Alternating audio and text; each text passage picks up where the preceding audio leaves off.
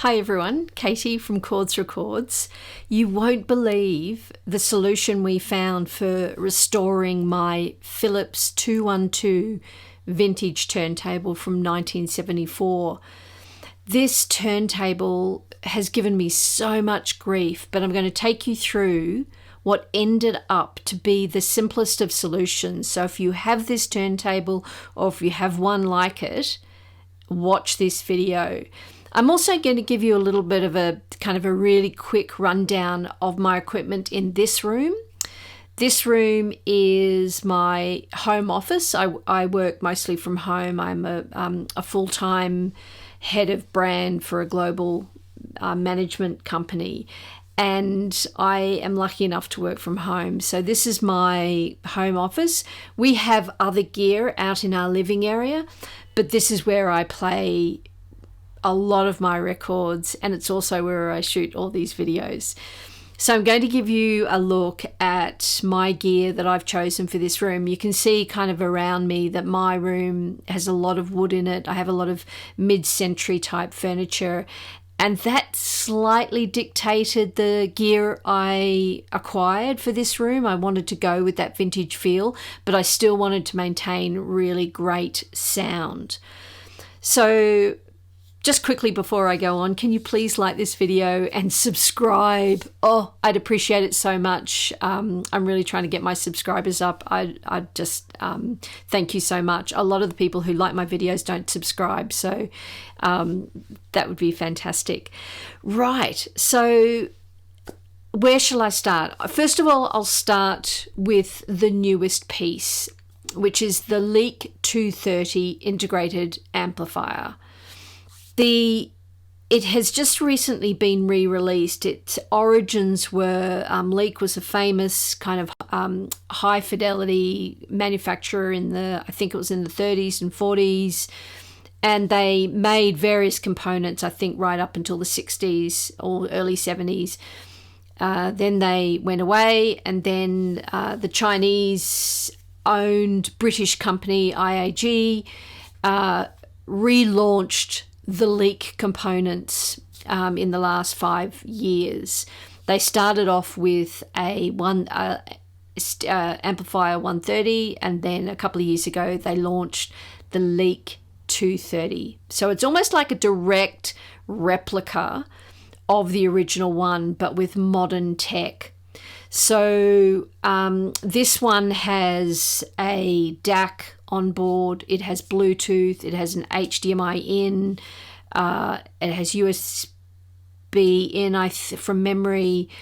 It's so it can stream music, Bluetooth music, you can connect your CD player to it.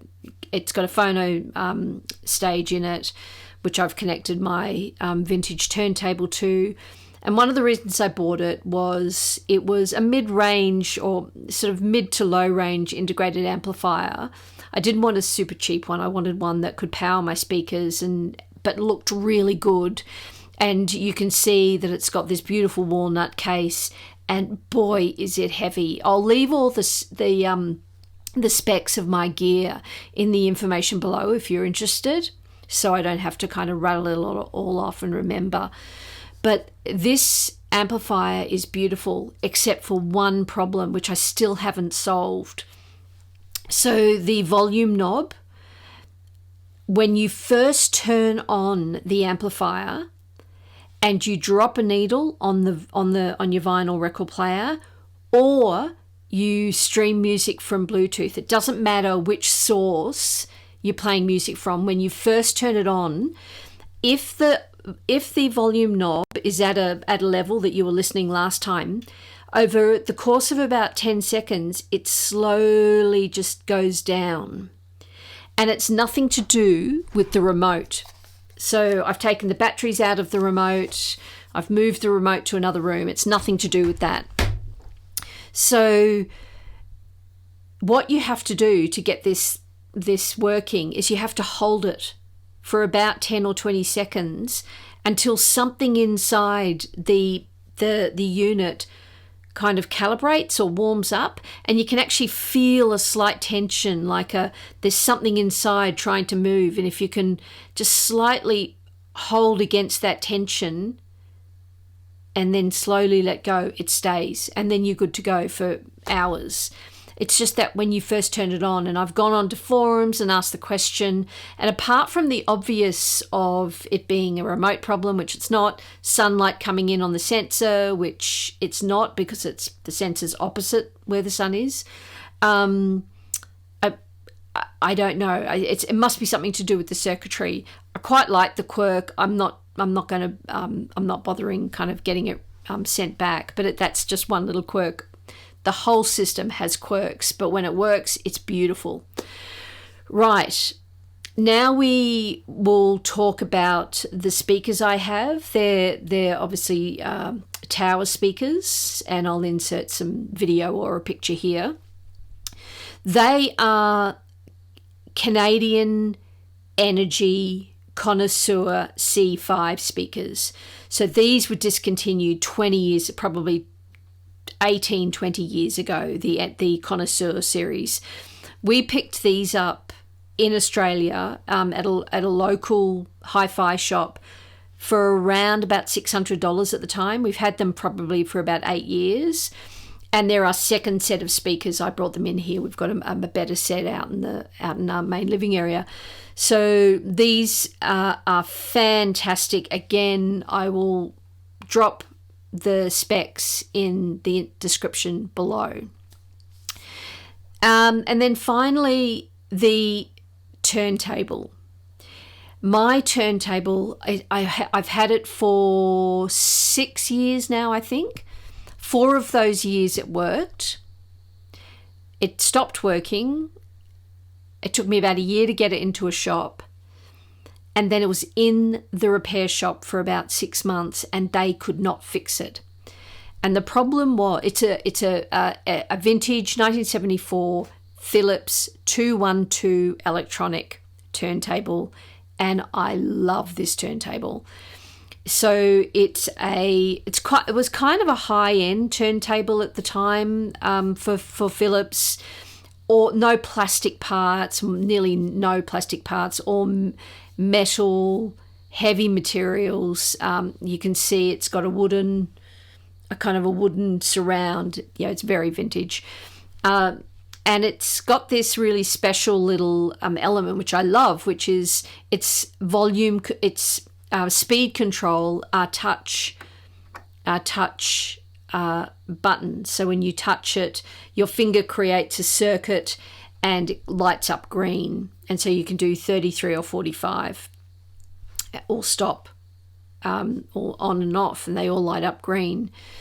So what started happening was the record player would play for maybe, I don't know, a minute, and then it would just slowly stop. And they took the whole thing apart. They had another one in the shop. They replaced the circuitry. They did everything. And then finally, the fantastic repair guy at the who comes into my local record shop, Velvet Fog Records in Katoomba. If you're watching, Paul, give you a shout out. He came up with this ingenious solution, and he created this beautiful little circuit holder. So the problem was that the circuit was getting lost where you put your finger, and so you'd have to just stand there with your finger on it if you wanted the record to play.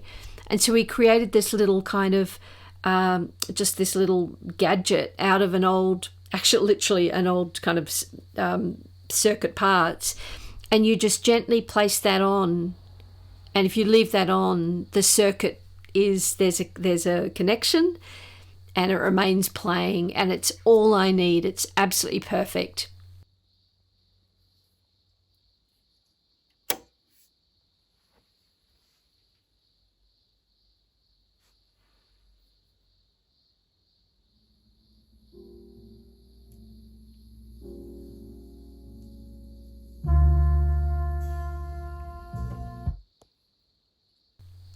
And it works perfectly. So there's still a little quirks involved. The 45 is hit and miss and it's working, which is 45 RPM, which is a little bit disappointing, which I will need to get fixed at some stage. But I love this turntable so much. The cartridge is a Shure V15 Mark III, which I had put on not that long ago, or I ordered and installed it. It's got anti-skating, and it's obviously got the weights and the arm weight. So that's my setup. So we have a Phillips Electronic 212 turntable from circa 1974. We've got Connoisseur, Energy Connoisseur C5 tower speakers, and we have a Leak integrated amplifier from a couple of years ago. So this is 2024 if you're watching this in the future. So, please let me know what you think of my setup, and, I just absolutely love it. It suits this size room. You can see it's reasonably small. And, please put in the comments, any recommendations or your setup. Or if you have a Phillips 212 turntable and you can find a solution for my problem better than the little gadget, let me know. All right. I'll see you in the next video. Bye.